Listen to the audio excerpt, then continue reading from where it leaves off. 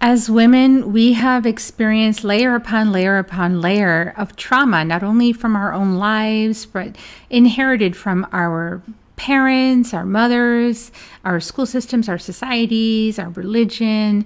And we need to overcome all of that in order to be authentic and come from a true place within us and live powerfully moving forward in our lives.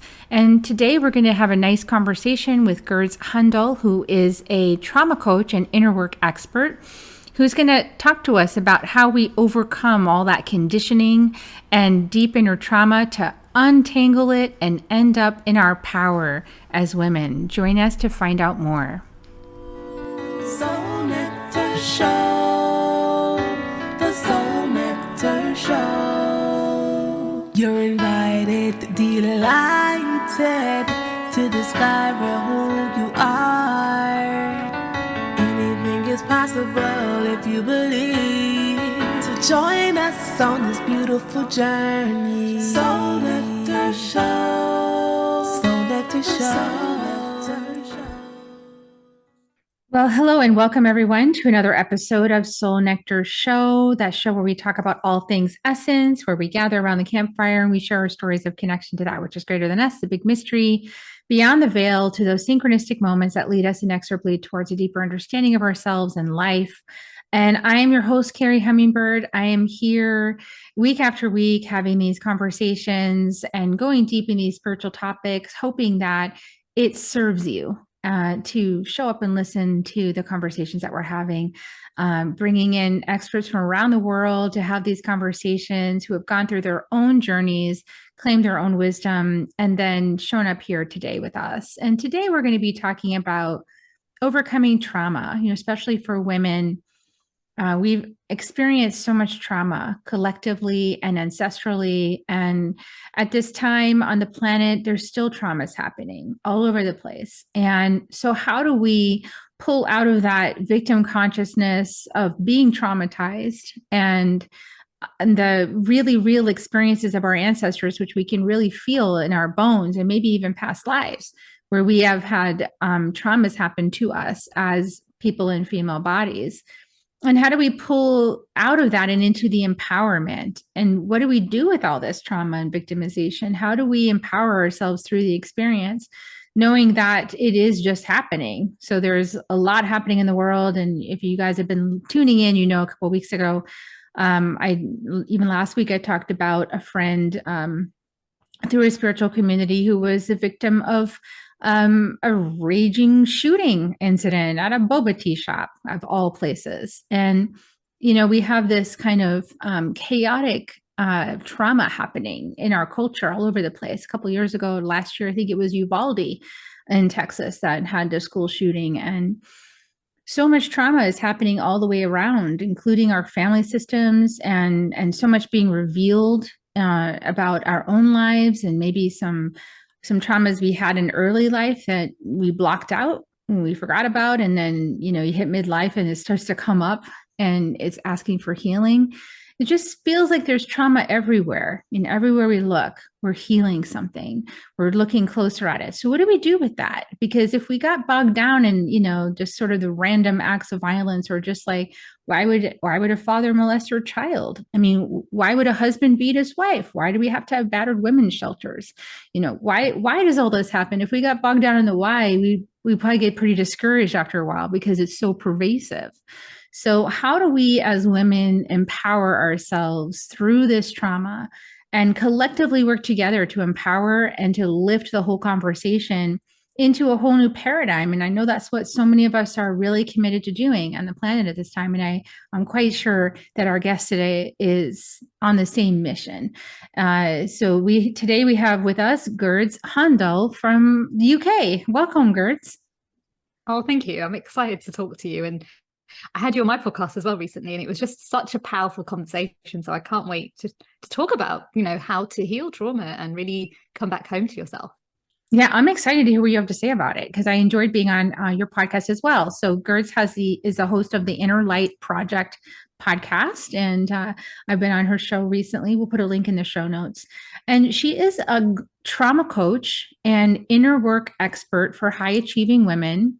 And her mission is to empower them to transform trauma and trust themselves so they can powerfully move forward in their lives. And she has 11 years of experience in trauma healing, boundaries, and inner child work.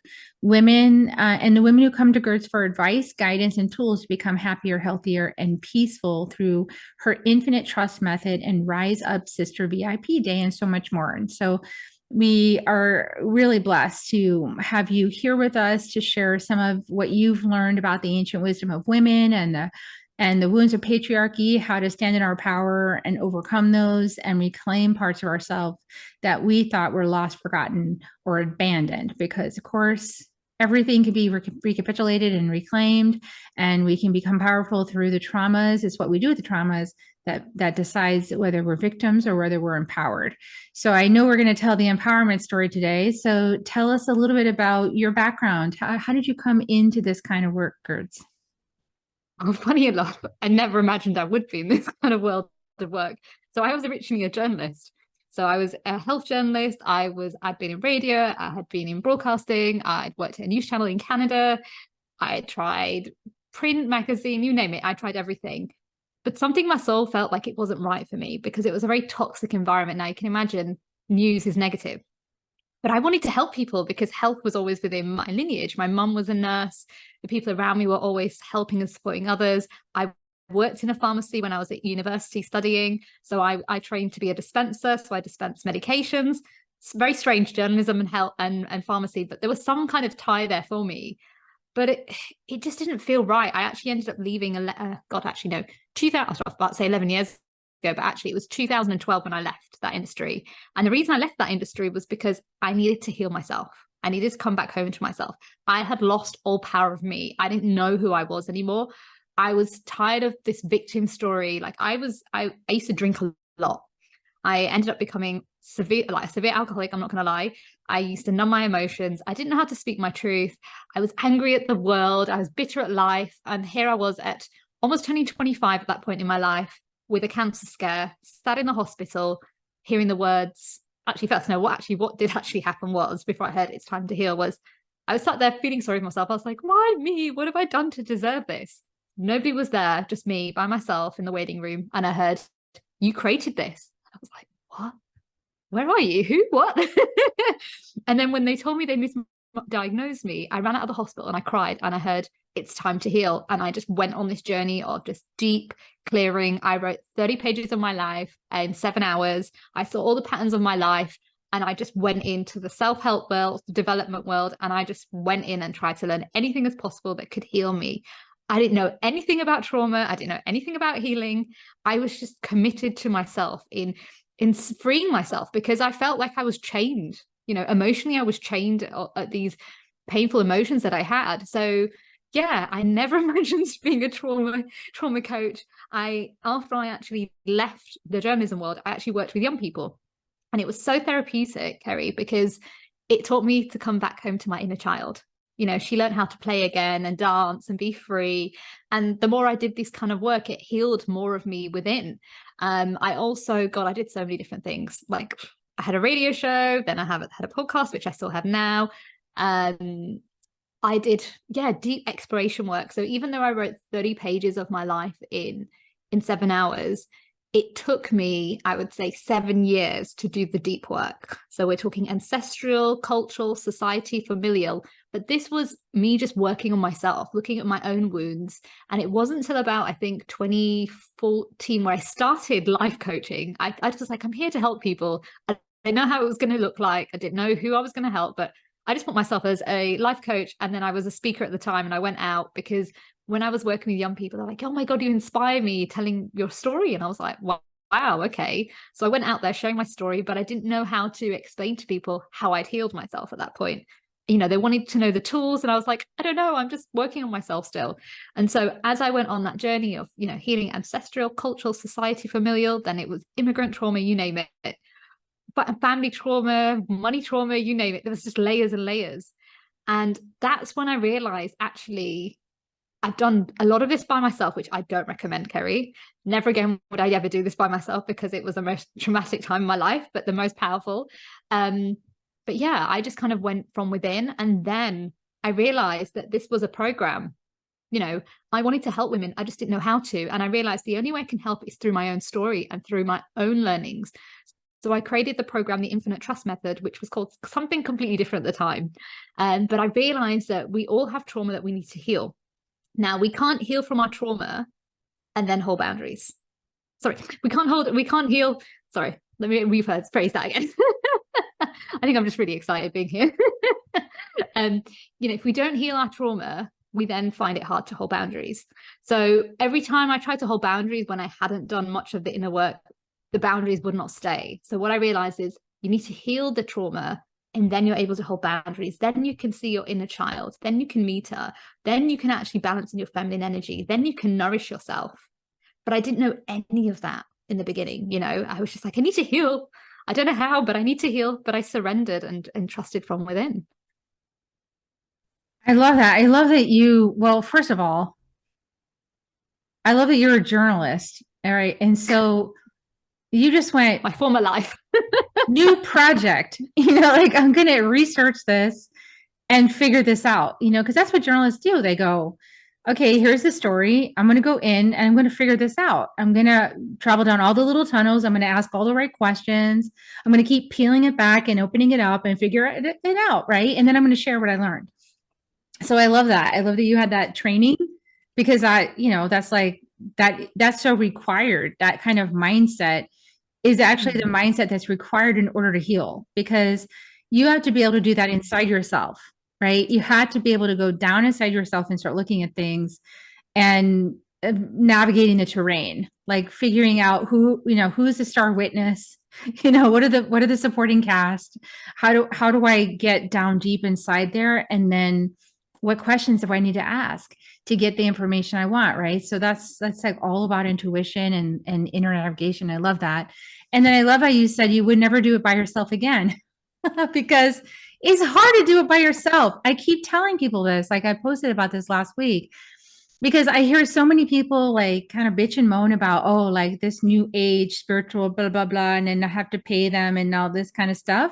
And it's like, yeah, you're paying them for their journey. You're paying them for all the hard won wisdom that they got by struggling through it. And they're saving you time so you don't have to struggle through it. That's what you're paying them for. It's like spirit is free. Yes, you can tap into your own spirit guides. You can do the journey. If you want to do it all by yourself, you can.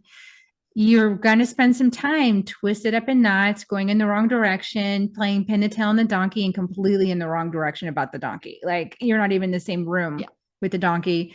But if you want to do that, you can, but if you want to actually get to a place of healing that is not going to reverse itself, but is only going to move forward, you want to work with a guide who's done it themselves, because only somebody that's actually taken that journey can guide you there. Even somebody that's had like a PhD from psychology or something, if they haven't gone through that, they have no idea how to help you. They just have textbook wisdom.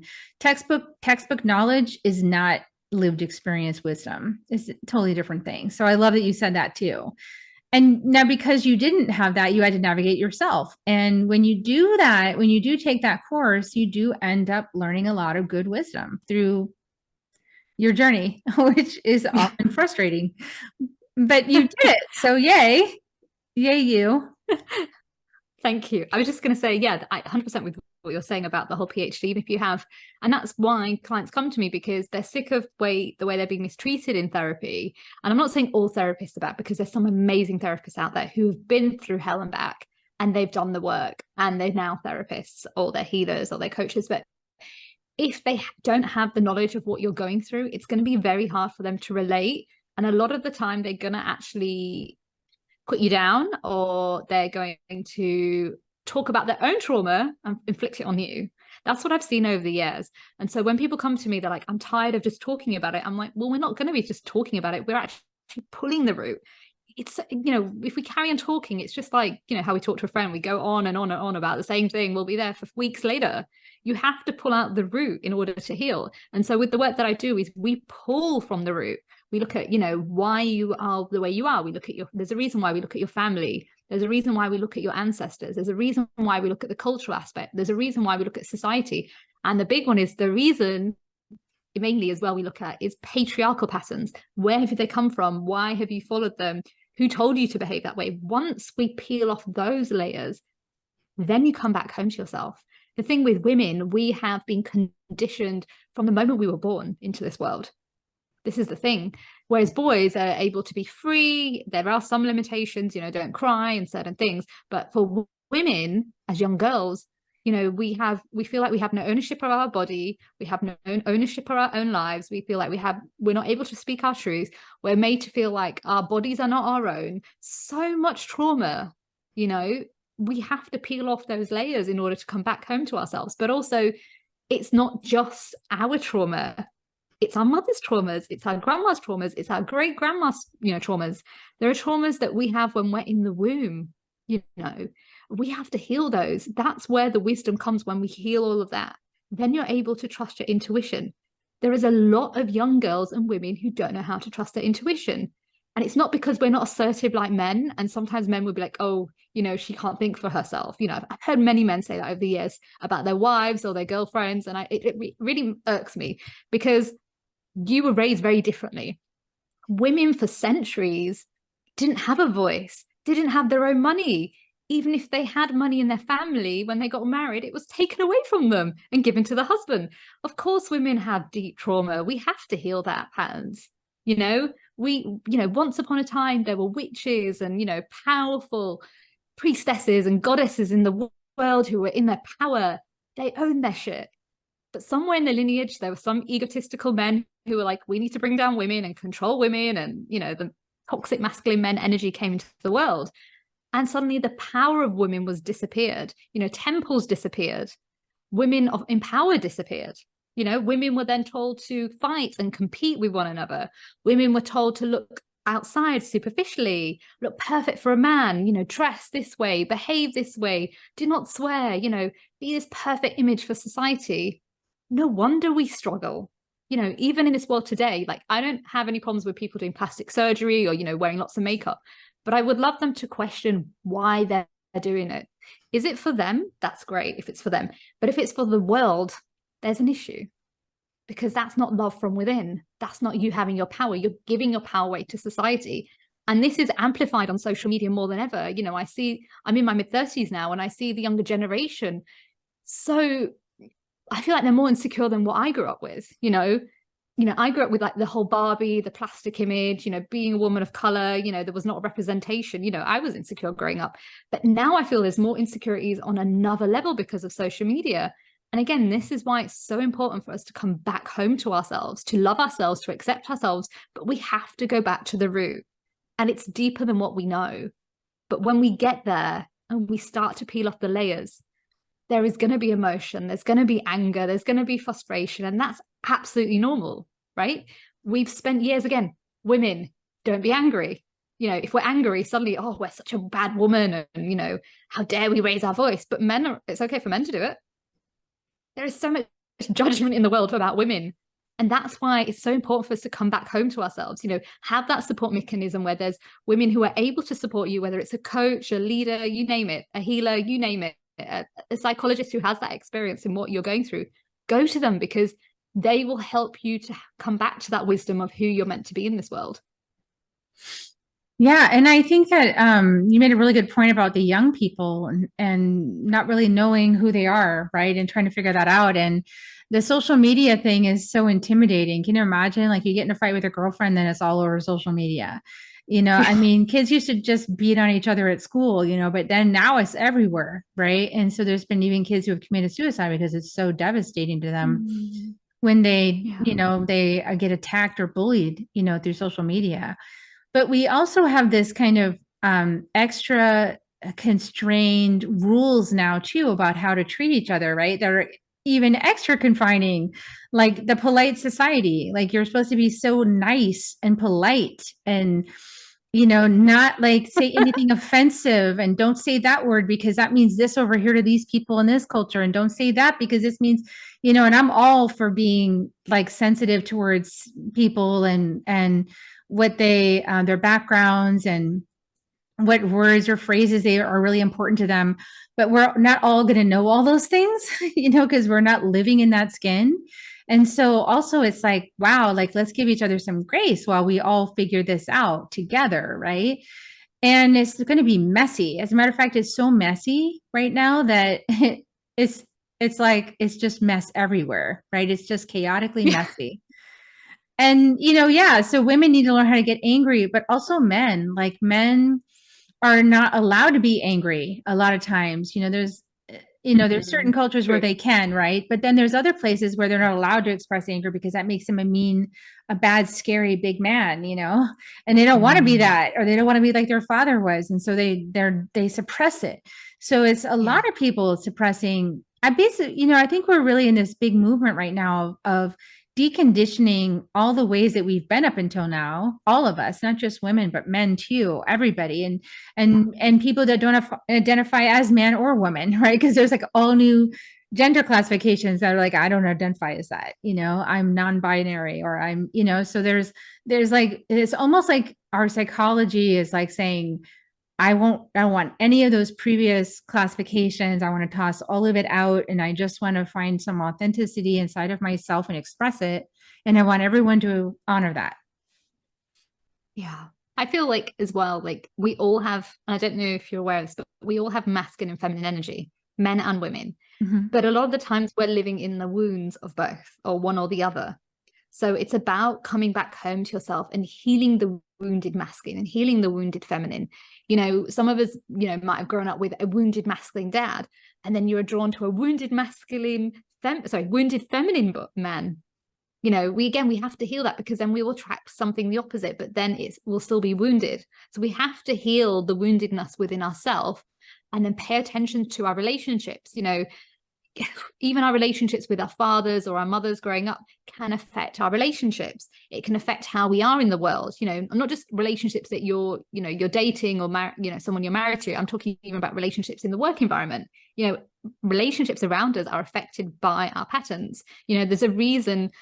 I feel like I'm going off a tangent, but like, even work, there's a reason why you got fired. There's a reason why somebody was bullying you, etc. A lot of that time is also generational as well. Say your mum went through something similar, it will happen to you. We have to heal everything. This is the thing people don't realize. A lot of the times that happen in our life are linked to our family, or are linked to trauma that's happened beforehand within the family. And we have to really go in and realize this. And the reason I shared about the work trauma was because recently I was having a conversation with a client, and we were talking about her past work trauma. And she's like close to her 60s, and she blows me away, like this client of mine. And she was talking about how the 80s and what it was like. And like, that's what my mum grew up with as well, like this powerhouse shoulder pad era. And I was like, yeah, my mum went through this and went through that. And, I then realized what my life was like when I was a journalist. And I was like, yeah, I went through similar experiences. So I picked up her patterns that were then wounded from my mum within me growing up. So again, that's why it's so important to heal all areas of your life. Now, you don't have to do all of it straight away. You can start off with one, but the more we do the inner work, the more we're then aware of our surroundings and what we're going through. And I feel with young people in particular right now with social media, we're losing identity of self. We really are. I remember growing up where, I remember having a phone, but that was like at 14 years old. But we didn't have the internet till a bit later on. But we didn't have this, we weren't obsessing and looking at other people. We did it in magazines, but it wasn't there 24/7, right? Now it's like, even from a young age, they're having a disassociation with themselves instead of connecting with nature and being at home with themselves, because nature is part of us. We are part of nature. When we're in nature, we're more connected with ourselves. But what is happening is they're growing up being disconnected from a young age, being on the iPad, being on the laptop, being on their phone. So they're having a massive disconnection. They're looking for identity. They're looking for self-love and validation, but they're looking it on the outside and not from the inside. So then social media becomes this big craze. That's why, you have loads of celebrities out there, or, this new reality stars that have come out, and they're all looking for fame. But really, I don't think it's about the fame. I think it's looking for themselves. And, I see this a lot, and it saddens me. Things have got to change, because a lot of them are going through depressions and highs and lows, or, like you said, committing suicide, like, because there's that lack of love. But that lack of love can only happen if we go from within. We can go outside and try to seek validation. I did that, in my mid-20s. I was going out clubbing, trying to find myself, hanging around with the wrong people, looking for that validation, then attracting toxic relationships, and then I was going down a spiral toxic path, and then using alcohol as a way to numb my emotions. We really have to go within. And when we go within, we can love and accept ourselves and mother ourselves and father ourselves and love ourselves the way we wanted to growing up.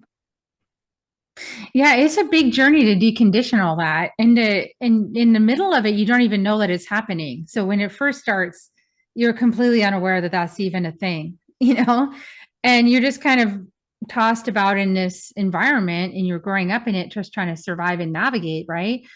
Like you said, and you're going out to the clubs, and you're just kind of doing what everybody does. Like, that's what people do. So you just go and do the thing that other people do.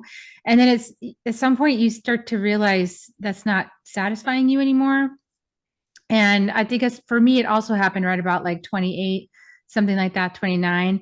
And I started feeling like this is not going anywhere. Like, this is whatever this is I'm doing is not going to go anywhere productive. And I don't want to do this anymore.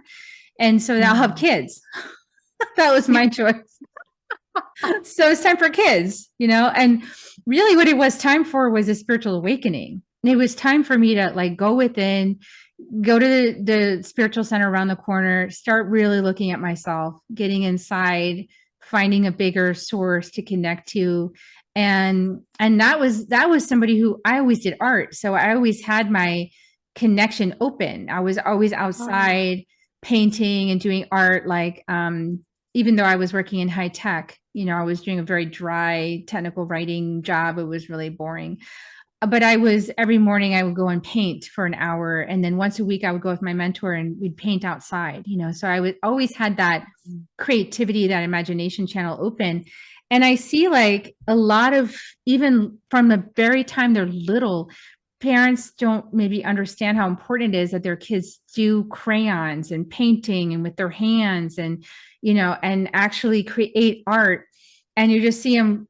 Like, I was at the breakfast place the other day, and this family had two young ones, probably like 2 years old, 3 years old. And they were on their own little iPads with their headphones, like completely disconnected from what was going on, even at the table or in the restaurant, just the headphones and the little thing. And they're all like playing a game or something on the computer. And I was thinking, there's the disconnection. It starts already. And like, instead, when I used to bring my kids to the same kind of place, a diner, they'd get a piece of paper with some crayons. That's how it was meant to be, right? That's how we grew up. And now it's some like this completely disconnected and disassociated from the environment and lost in their own little minds inside this little screen. And I feel sad when I see that, because I know where that ends up. Because disconnection in a person, when they're not trained how to be part of something, when they're not trained how to use their imagination and their creativity, when they're not trained how to, be in their body, use their hand, to create art on a piece of paper, and be that channel, when they're not trained how to have a conversation at the table, when they're not trained to be part of what's going on, they end up like this guy shooting things up. Yeah. Because just to feel something, Yeah. I was just going to say, sorry. The thing is, we need community. This is what everyone's missing in this day and age. We grew up with community and connection, and now kids are so disassociated. I can't even say the word. I can't even say it. You know the word. Disassociated. Yeah, that's it. Yeah. That's what's going on today. And that's where the anxiety, the depression, the isolation's all happening. When we have community, we have connection. When we feel connection, we come back home to ourselves. We have a support mechanism. I've seen it within people I know. I've lost people to suicide, right? Like friends, family, like I've lost people. And that is when they needed the most support and people weren't there. But that's the thing, community is key. In this day and age, we need it more than ever. You know, the world is chaotic, it's angry, it's frustrated, it's stressed. We need to come and connect with people. We need to, you know, meet people and align with people that, you know, feel like home. You know, it doesn't always have to be family. You know, it can be people that, you know, you live locally to, it can be strangers, you name it. But I just wanted to come back to something you said about, you know, you found, you know, spirituality through spirit. One second, sorry. Let me just have this tea. I don't know what's happening. It's you know, there's you were talking about, you know, spirituality and then becoming a mum. I think that's also another powerful way, which I've seen as well. So say if you don't go down the spirituality route earlier on in life, a lot of women now are having these rebirths when they have their children.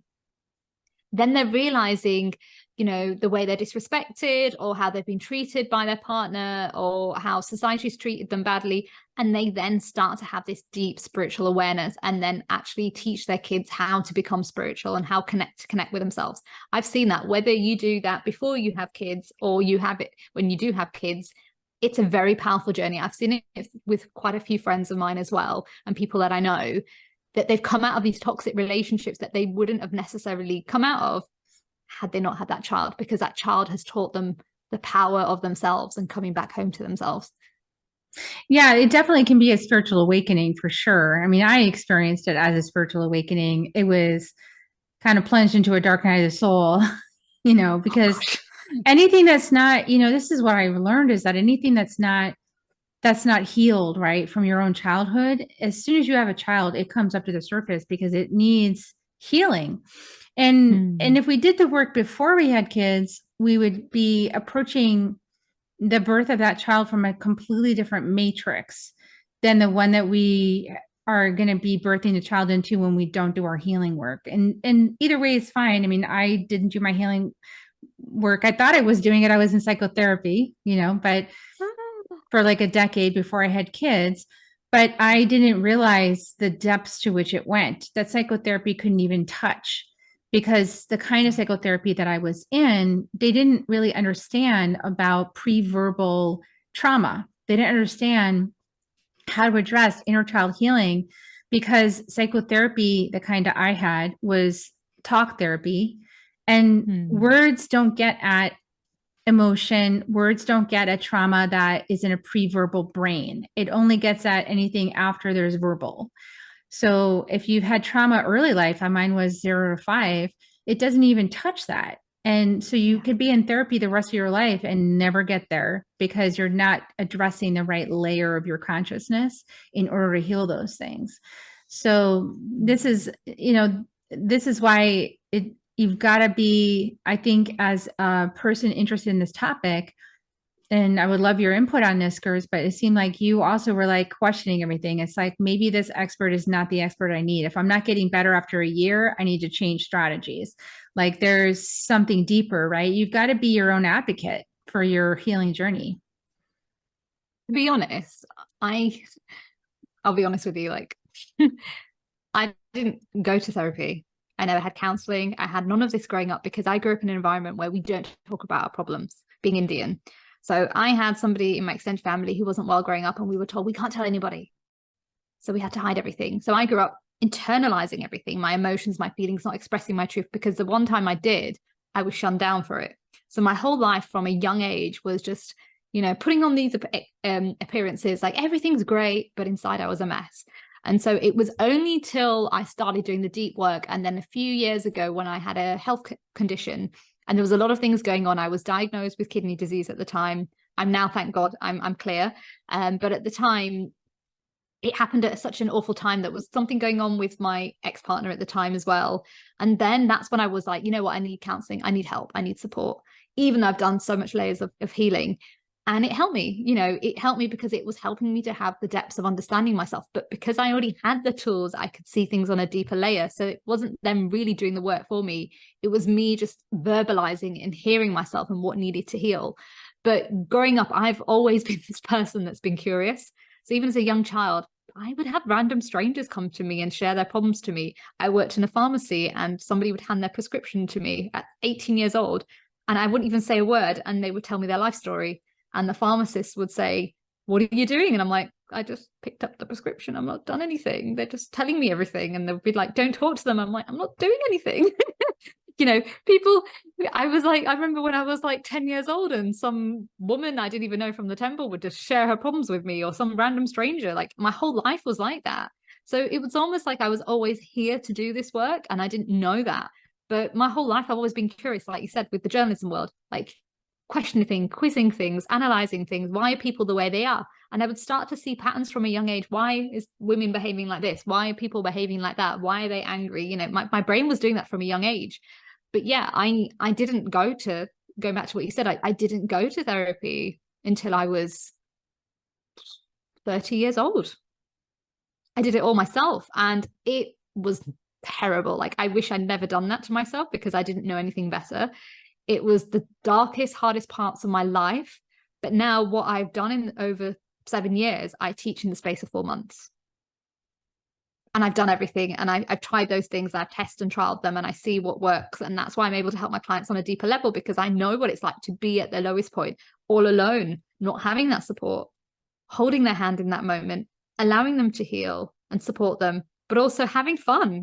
Trauma doesn't have to be so serious. We've been taught that trauma is so serious. Like, we have laughs within my sessions, because trauma isn't that serious. We allow it to become serious. If we look at it, we pay attention, we pull the root, we become more joyful. Yeah, that's really powerful. Trauma doesn't have to be serious. It definitely hurts sometimes, but it doesn't have to be serious in healing it. And actually the humor can bring a lot of healing. Tell us more about that. Oh gosh. So like, even the times where, like, I was bedbound for a few years, right? When I got really sick. So back in 2017, I was at like the highest point in my career. I was speaking on stages to like 1,000 people. The coaching business was coming up, really busy. And then suddenly, like that, everything went when my health went. I had to surrender and really listen from within. I spent 2 years trying to find out what had happened, discovered I had a kidney problem. And in those moments, I had even more deeper healing work to do. And, I'd sit there thinking, why? Like, I'm bedbound. Like, why, universe? Why are you doing this to me? And then I just laugh at myself. I'm like, okay, thank you. I get the message. I need to slow down. Okay, thank you. Yes, I've always been an alpha woman. I need to slow down, because I used to be a journalist that, was obsessed with my career and, would live off 3 hours sleep. Thank you, universe. I need to slow down. Okay, what's the message here? So I would see laughter in those moments. I'd be like, what's the message here? And, that's what I teach my clients. When things are not working out for you, maybe it's a blessing. Ask or say, I surrender. Thank you, universe. Go do something joyful in those moments when we're feeling sad. Cry, laugh, just have joy in that moment. I think people forget you're not going to be stuck in that situation forever. You have a choice. You have a choice to be a victim, or you have the choice to be a successor in your life. Again, you have a choice to be in survival mode, or you can have a choice to be in safety. And a lot of the time we're in fear and survival, and, we don't know how to be safe as women, right? So a lot of time we're like, going through our darkest moments, crying it out, why me? Why me? What have I done to deserve this? Be like, just laugh at yourself. Like, why the hell am I feeling this way? Okay, thank you. Have a dance, be silly, put some music on, cry it out. I was joking with a client the other day. She was telling me there was a situation happening, and we've done a lot of deep work, but, naturally things are going to come up, but now they've learned how to deal with it. We're going to have ebbs and flows in life. Things are going to go high, things are going to be low, but it's learning how to balance that and how to deal with it when you're going through it. And she said, I remembered something that you said. I was crying my eyes out, why is this happening to me? And then I got up and I started dancing, and I laughed at myself, and I was like, this is not that bad. What the hell is wrong with me? And just started laughing like at her situation, and was like, thank you for the message. There's so much power in shifting our energy. We always have a choice to shift that energy. We put ourselves in seriousness. I spent my whole childhood being in seriousness. I held my teenage years in seriousness, my mid-20s in seriousness. So when I got sick, I had to learn how to have joy in the hardest parts, where I couldn't even climb up the staircase without being tired. I couldn't even walk with 3 bags in my hand, and I'd be like, thank you, thank you. And I would just be in joy, thank you. I was able to move more today. Thank you, have a little dance and then feel tired and like, thank you for a bit of dance today. I had those moments in my life, and I'm so grateful right now that I'm sat here being able to talk to you, healthy, kidney disease free, right? Like, Had I allowed that seriousness to affect me, then I wouldn't have healed quicker. Joy shifts energy. You know, if you're going through a hard point in your life, put on something funny and laugh. You know, it will shift your vibration. I used to watch Friends a lot and just laugh, and, you know, I'd be in pain, but I'd still be laughing because it would shift my vibration and make me happy. And I think a lot of us, when we're in those dark moments, we go into even a deeper wound and a deeper darkness, and we don't know how to get out there sometimes, but we have a choice in how to get out of it. We have a choice whether we want to sit there and feel sorry for ourselves, and do feel sorry for yourself, because we need to feel that, but don't stay there forever. You know, it's about paying attention. What can I do in that moment to make myself better?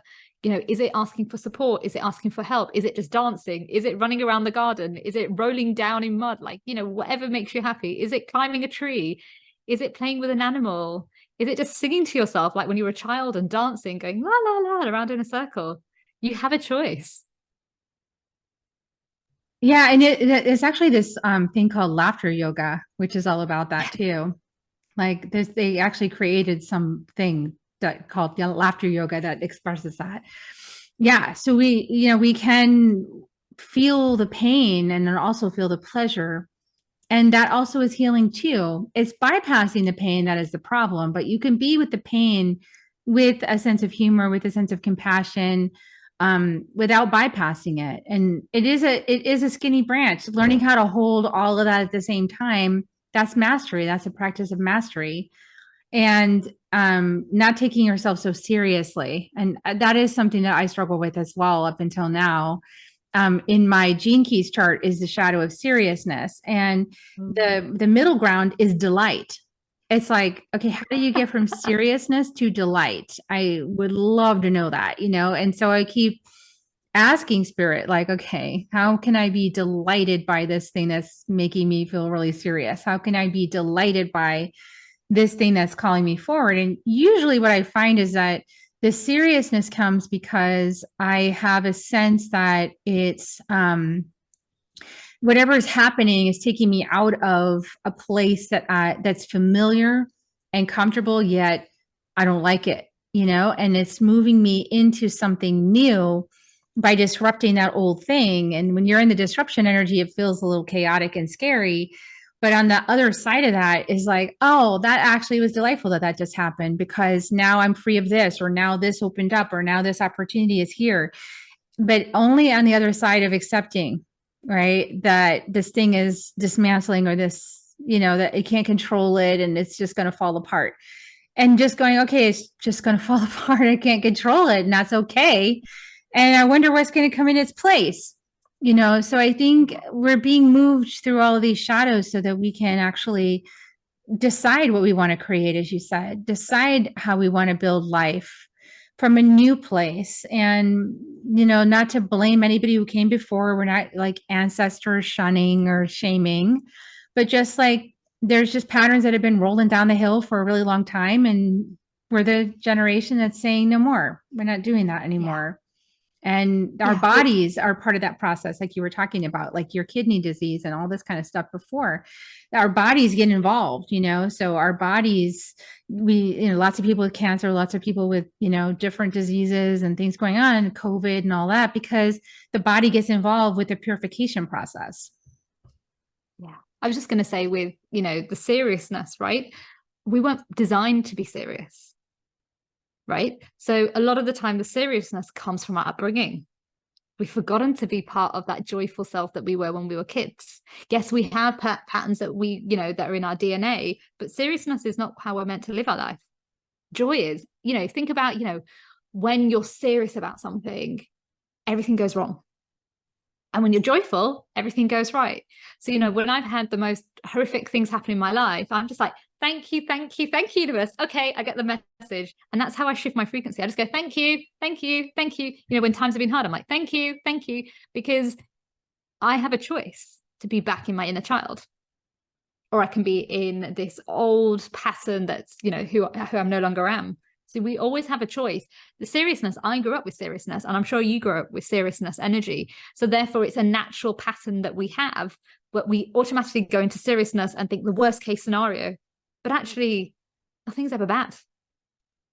Everything is what it is, and everything is joyful if we shift the narrative.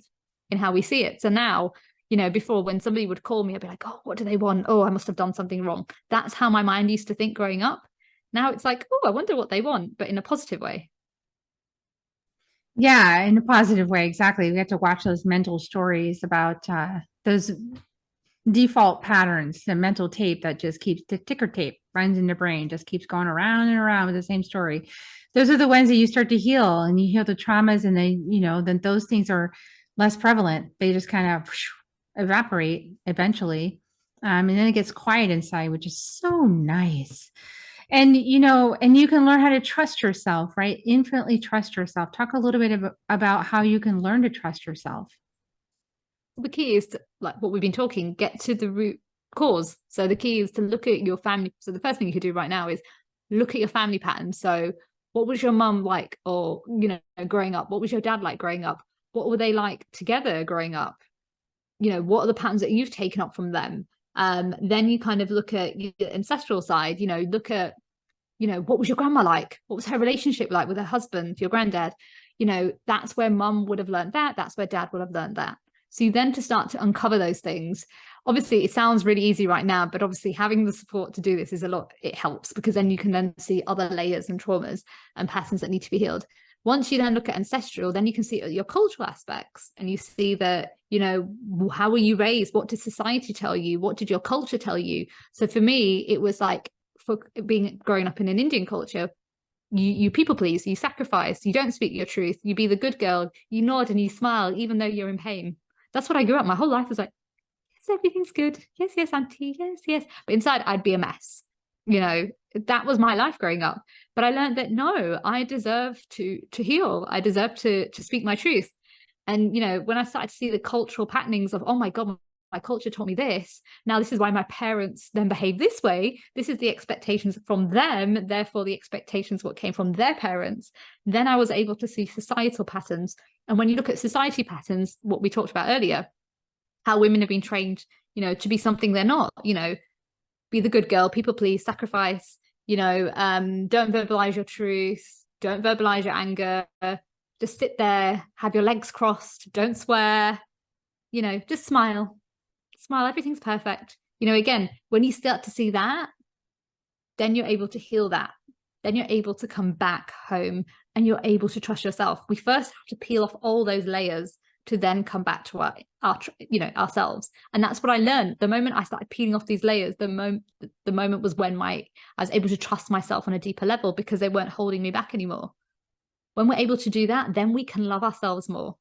It's very hard when we have these patterns to you know, to learn to love ourselves, because there's always going to be patterns that are holding us back. But when these are the main pillars, like, you know, ancestral, cultural, society, familial. When we peel off those layers, then we are able to trust in who we are, what our medicine is in this world. And we start to hear an inner voice that we never heard before. You know, I heard it a bit earlier when I was in the hospital, but again, it was like, am I going crazy? Because that's how society makes us feel, right? They say, maybe you need to go get some medication. There's something not right with you. This is how society taught us growing up, right? You know, if you trust your intuition, there's something strange about you. Or that woman, she's trusting in herself and wearing these hippie clothes. There's something a bit weird about her. You know, that's how I grew up seeing things. So when I heard that voice, I was like, am I going mad? Is there something wrong with me?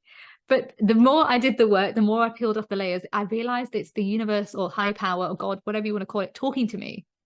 And the more I listened to that, the more things would align for me. So for example, you know, when you don't trust your gut and about a situation, but you know you should do it, but then you don't. And then you're like, oh, I should have trusted myself. That gets stronger and stronger because then you start to trust in yourself more because those conditionings have disappeared. Then you're able to go, right, I trust in myself fully. You don't go, oh, I should have done that. You just do it naturally. Oh, I love that. That's beautiful explanation. That's gorgeous. So is there, as we're wrapping up this interview, is there any last bit of wisdom or any way that you would like people to connect with you going forward from this interview? Yeah, sure. I think the key is to remember that we are never alone. You know, when we're feeling at that moment where we feel like, you know, there's no one there that understands us, connect with people, ask for support, go and seek guidance, you know, ask the universe for help, and the universe will just bring someone into your life in the weirdest way you can possibly imagine. But don't feel like you are stuck. There's always a solution for where you're at in that moment in your life. And, you know, we all have the ability to heal from within. The key is to find people that can help to guide you and support you, whether that is a coach, that is somebody that has experience of what you've been through, or a healer, or going to a retreat. Anything that feels aligned to you, go do it. Even if it doesn't make sense, just go do it. Like, I remember the first time I went to a spiritual event, I think it was like on Eventbrite, and I was just like, oh, I don't know if I should go. It's really strange. You know, what will these people be like? But I trusted that. And when I went there, I ended up learning about EFT. And I remember sat there doing like tapping, you know, I don't know if you're aware of it, but like tapping the body. And then this woman was from America as well. And bless her, her name's Sonia Sophia. And she like had done stuff at Burning Man. And, you know, she was telling us what to do and teaching it. And then I just looked at her and she smiled and she said, you enjoyed that, didn't you? And I was like, yeah. And through that, I learned, you know, the power of like connecting from within. I also, the person that ended up hosted that event, me and her ended up having a radio show together. You really never know what's going to happen if you just trust yourself and try something new.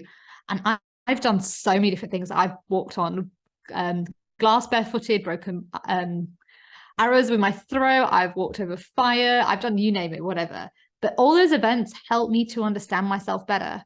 However, what I would say is the key is to go from within, because those events are amazing and you'll have so much energy. But the key is to actually go from within and heal what needs to be healed. What I would say, though, is it's find somebody that gets you. The key is when you find someone that gets you and you feel safe, then you're able to speak your truth. Then you're able to heal on a deeper level. Then you're able to have vulnerable conversations and get to the root cause. If anyone is struggling right now and they don't know what to do, and they're confused and they're overwhelmed and they're anxious and life feels stuck, send me a message on my website at gurdshandal.com. There's a button where you can apply for a complimentary call and just share what's going on in your life and let me see if I can help you.